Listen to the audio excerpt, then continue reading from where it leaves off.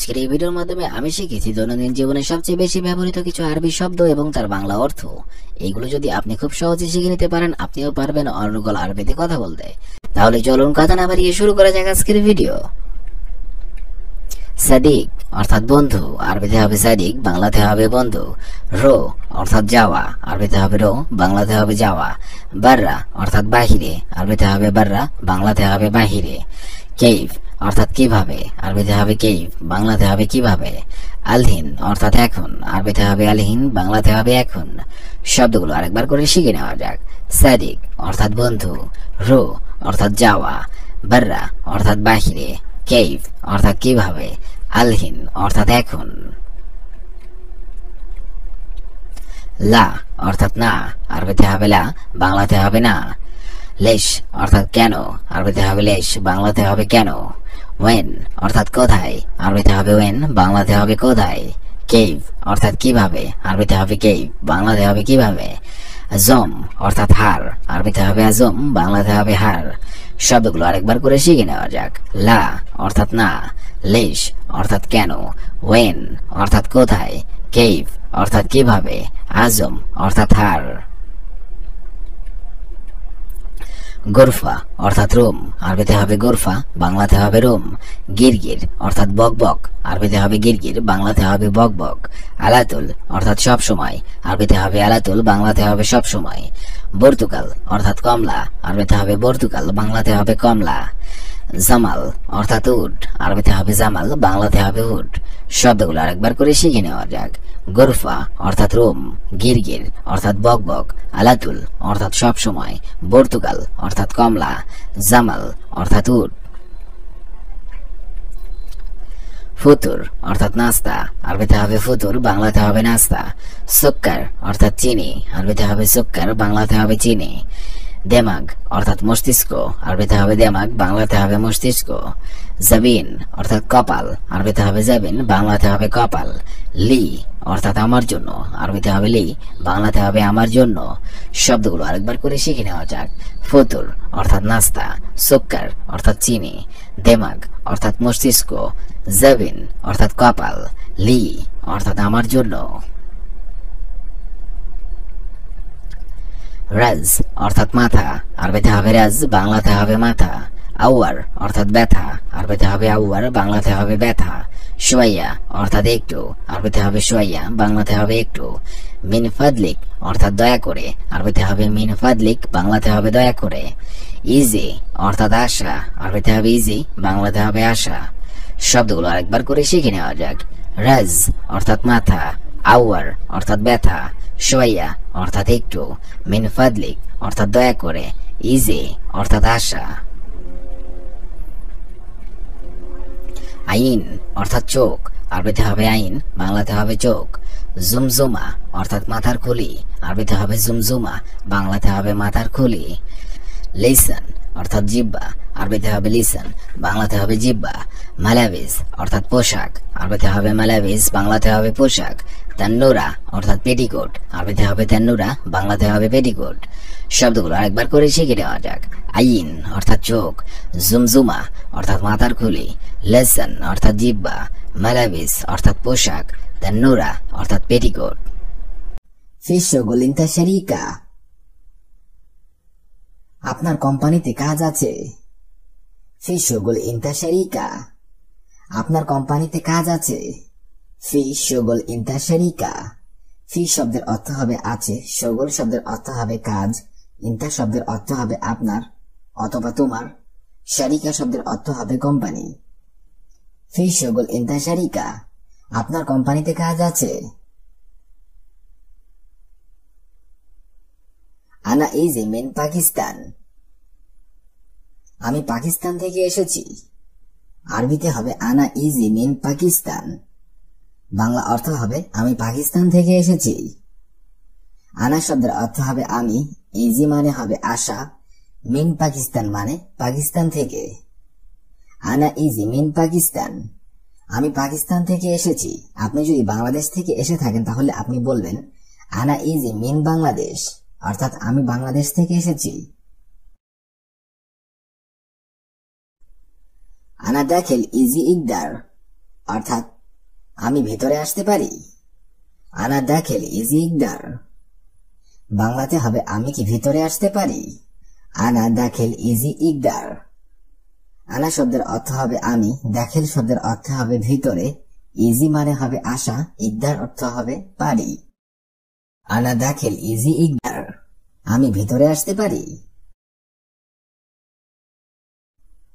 আনা আবুয়া ওয়াজিদ মারিদ, অর্থাৎ আমার বাবা অনেক অসুস্থ।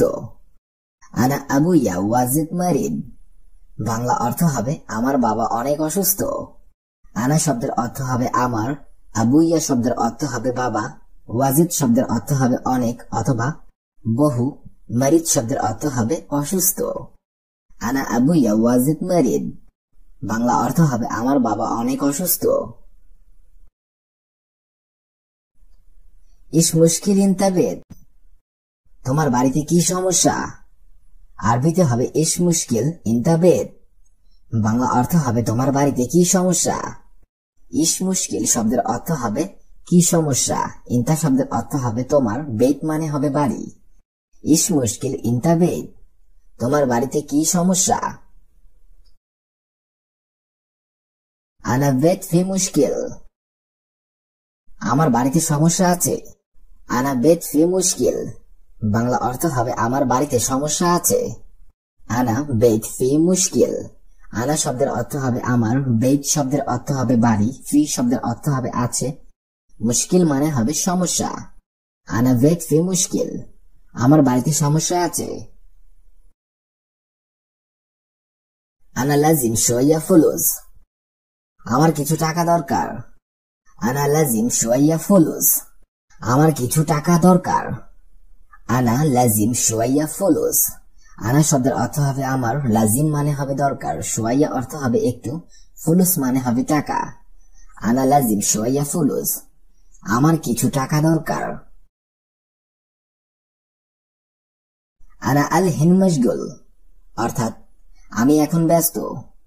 আরবিতে হবে আনা আল হিন মশগুল, আমি এখন ব্যস্ত। আনা শব্দের অর্থ হবে আমি, আলহিন অর্থ হবে এখন, মশগুল শব্দের অর্থ হবে ব্যস্ত।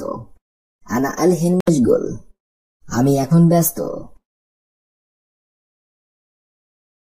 ইনতাইজি আনা গোরফা, তুমি আমার রুমে আসো। আরবিতে হবে ইনতা ইজি আনা গোরফা, বাংলা অর্থ হবে তুমি আমার রুমে আসো। ইনতা শব্দের অর্থ হবে তুমি, ইজি মানে হবে আসা, আনা মানে হবে আমার, গোরফা শব্দের অর্থ হবে রুম। ইনতা ইজি আনা গোরফা, তুমি আমার রুমে আসো।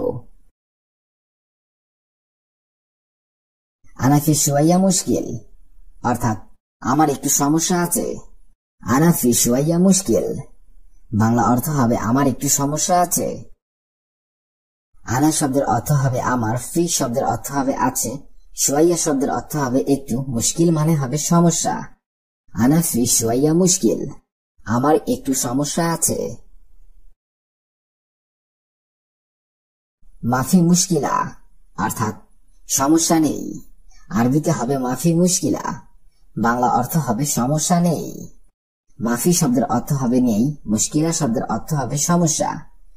মাফি মুশকিলা, সমস্যা নেই। বুকরা ইজি মাকতাবানা, অর্থাৎ আগামীকাল আমার অফিসে আসো। বুকরা ইজি মাকতাবানা, বাংলা অর্থ হবে আগামীকাল আমার অফিসে আসো। বুকরা শব্দের অর্থ হবে আগামীকাল, ইজি মানে হবে আসা, মুক্তাব মানে হবে অফিস, আনা শব্দের অর্থ হবে আমার। বুকরা ইজি মাকতাবানা, আগামীকাল আমার অফিসে আসো। আনা আবগা ইকামা ইতনেন সানা, অর্থাৎ আমার 2 বছরের আকামা লাগবে।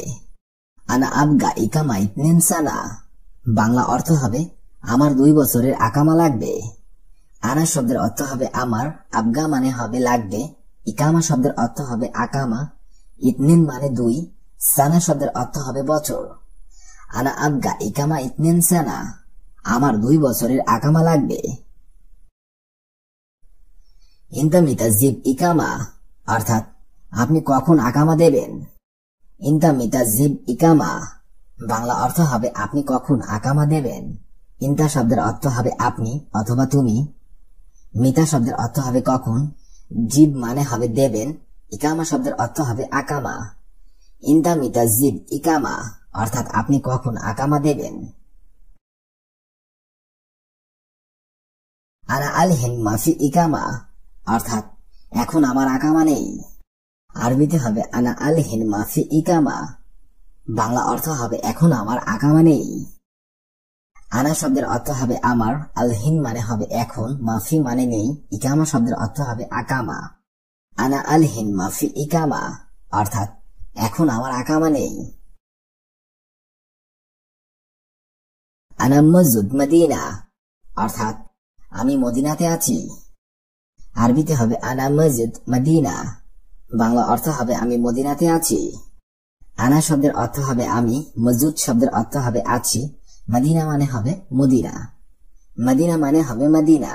আনা মসজিদ মদিনা, আমি মদিনাতে আছি। আনা শাগল আল মাকতাব সাওয়া সাওয়া আনা আখুই, আমি আমার ভাইয়ের সাথে অফিসে কাজ করছি। আনা শাগল আল মাকতাব সাওয়া সাওয়া আনা আখুই, বাংলা অর্থ হবে আমি আমার ভাইয়ের সাথে অফিসে কাজ করছি। আনা শব্দের অর্থ হবে আমি, শগল মানে হবে কাজ, আল মাকতাব মানে হবে অফিস, সাওয়া সাওয়া মানে হবে সাথে, আনা আখুই মানে আমার ভাই। আনা শগল আল মাকতাব সাওয়া সাওয়া আনা আখুই অর্থাৎ আমি আমার ভাইয়ের সাথে অফিসে কাজ করছি।